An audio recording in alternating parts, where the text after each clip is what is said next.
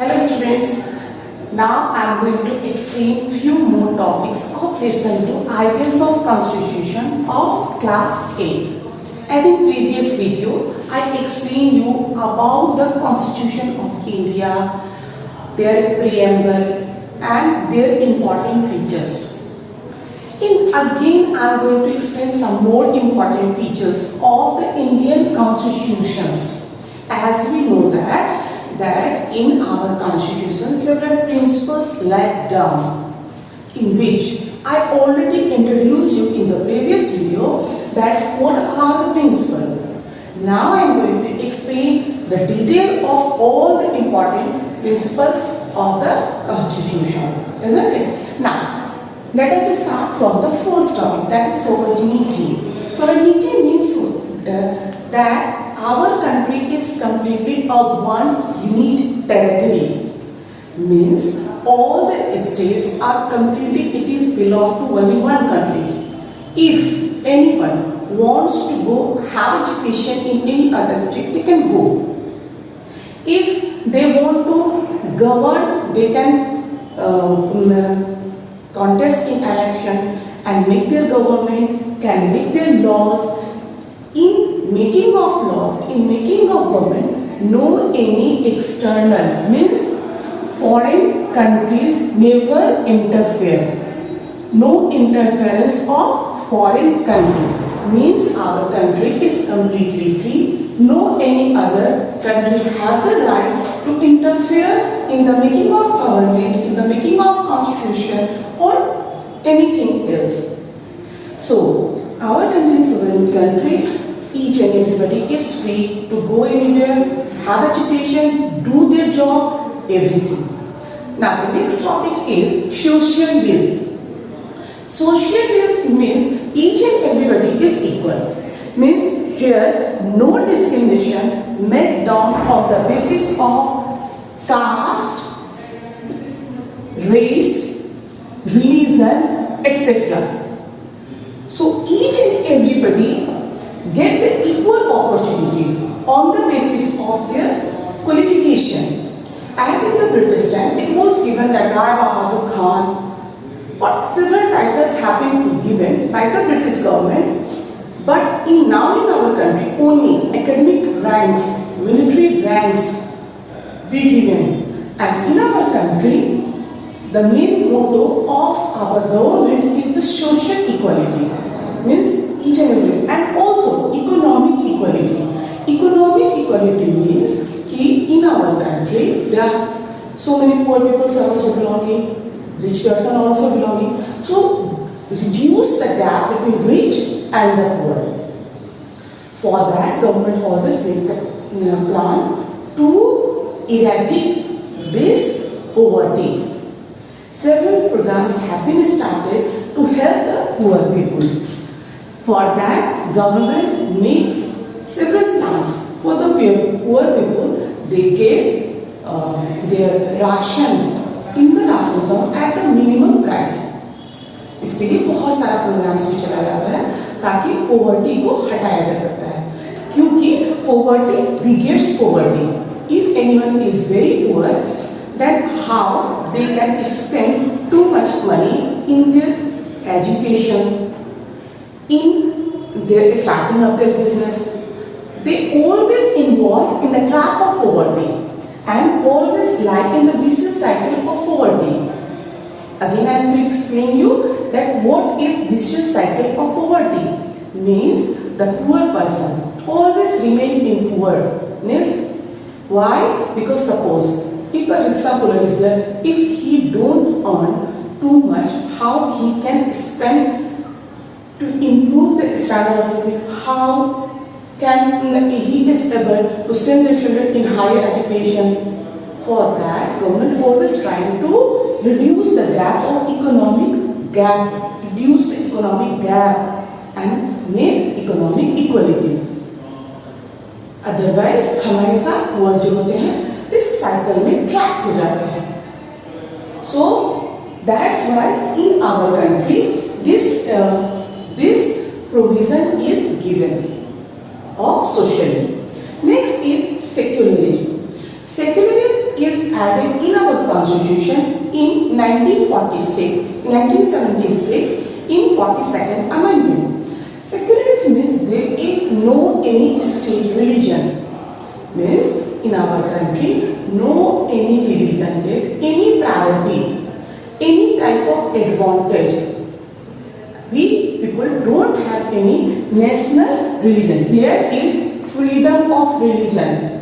Each and everybody, whatever religion they want, they can adopt, they can profess, they can propagate and practice.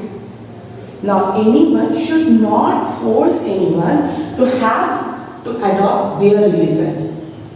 No, it can't be happen. It is laid down in our constitution that nobody should force anyone. Yes, secular है, कोई भी अपने अपने मन के अनुसार can adopt their religion.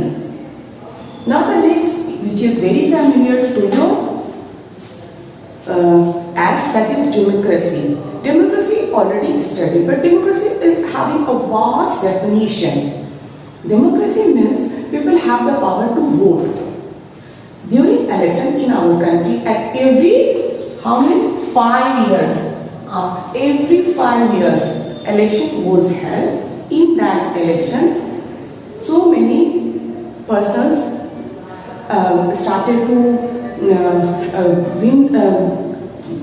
do the campaign for winning majority in this regard, but people vote that person whom they feel they are good, जो उनकी बातों को आगे रख सकते हैं. During election, they can cast their vote and elect their representative. But if their representative don't do the development work according to the people, the person, the voters vote it out in the next election. There is a provision for that election always be held. About democracy, there is a very good definition given by 16th President of the USA, that is Abraham Lincoln. That was Abraham Lincoln given that the democracy is the government of the people. Yes, by the people, for the people, means democracy is a type of government which is only be run of the people. Means here is the people have the power to vote their representative, and who can compare the people's representative. Means they belong to the people community. For the people, for whom they plant for the people. Means the person belonging to that country. So democracy is completely a form of system for the people. इसीलिए इसको कहा भी जाता है प्रजातंत्र, means system of people. So that's why democracy laid down in our constitution. Now the fifth topic is federalism. Federalism means our country run mainly on two levels. Actually, in our country there is a three-tier system. But first I want to explain that is what two-level government. Two-level government ki center decided, take some decision according to it, like defense, finance. It is in the hand of the center, in which the central government can plan and do the development work. State government have some list of organs in which they can decide what are the things necessary for their state, like agriculture, education, that given in state levels. Central organs, list of the departments given in union list. But there are some few lists on which both the government can decide. That is in concurrent list. In our country, at the village level also, village panchayat can decide what can be made to develop their village. And town in cities, there is municipal corporation. Municipalities are there who can look after the cleanness work, development work for their town and city. So our country governed at 3 levels. This is laid down in the federalism. And again, the thing which again I want to explain you, that the president, as we know that in our country, president is the nominal head of the country. Means president is the head of the country, but he is the nominal head. Can't plan for anything, and the prime minister is the head of the government. Actually, the prime minister can plan, program, but after the signature of president, they can implement. In the same way, at the center, the governor is the nominal head of the state, while the chief minister is the head of the state government. And at the center level, the parliament is there which make the law and plan for the development. While at the state level, there is Vidhan Sabha which plan for the state development. Isn't it? So again I am revising, and you please be clear that the principle of the constitution, sovereignty, socialism, secularism, democracy and federalism.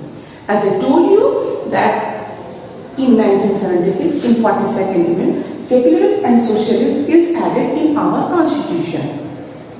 Now we will have to see that our country is a democratic republic. Democratic republic. Democratic republic means that our country's people elect their representative in running of government. Means head is that our people. Here no hereditary head be elected or chosen. No, only elections head. The party who get the majority can make the government and run the government. So here is political democracy. Means whoever want to run the government, वो election में आ सकते हैं, खड़े हो सकते हैं, and if they get the majority votes, they can form the government. No any interference is there. If suppose if any government don't get majority, then few parties can join together and have the majority, form the coalition government and run the country. So that's why our country have a democratic republic. Means there is no hereditary state. The government only be elected by the people. Isn't it? So our country is a democratic republic. Democratic republic means a government chosen by the people. Means there is no hereditary state. Okay? At every 5 years, the election always be held for electing our government. Our president also elected for 5 years. After every 5 years, president also changed. Means our country give the equal chance for all the people to contest election and can form the government. But the main thing is that they should be elected by the people of India. If they have the majority, then only they can form the government. And in achieving democratic republic, India have some aims for the Indian people. What? The Indian people should have justice. Means all the caste of the people, as in our society, untouchability always will prevail. Lower caste people don't get the equal chance. For that only, the government of India aims to have the justice. Means हर किसी को बराबर बिल्कुल न्याय मिलना चाहिए. Nobody should get any priority or get any extra advantages. That's why it is added in the Indian Republic. Again, that is liberty. Means each and everybody have the chance to achieve each and every facility. Not that for any special person. Equality means rule of law. each and everybody is equal before law. No anyone get any importance. If any lower caste people or poor people do the mistake, and the same mistake if it was done by the senior administrative officer or any parliamentary members, all the person get the same chance. Another is fraternity. Fraternity means brotherhood. Means each and every should live in our society in a brotherly manner. No anyone should discriminate or torture anyone, exploit anyone, and nobody can no any person can harm anyone. So this is the fraternity. In our constitution, all these aim only be given that the Indian should can prosper very well and do the development work. As our country get independence after such a long period of colonization, that's why Indian government adopted this all aim for the prosperity of India. Now, in our constitution, there is one more provision which is detailed in part 3rd, that is fundamental rights. Fundamental rights, it is a provision given our constitution that if anyone don't get, then they can go to the court. So fundamental rights mean बहुत सारे fundamental rights, there are mainly 6 fundamental rights given in our constitution, the practicality and etc. etc. That is explained in the part 3rd of our constitution.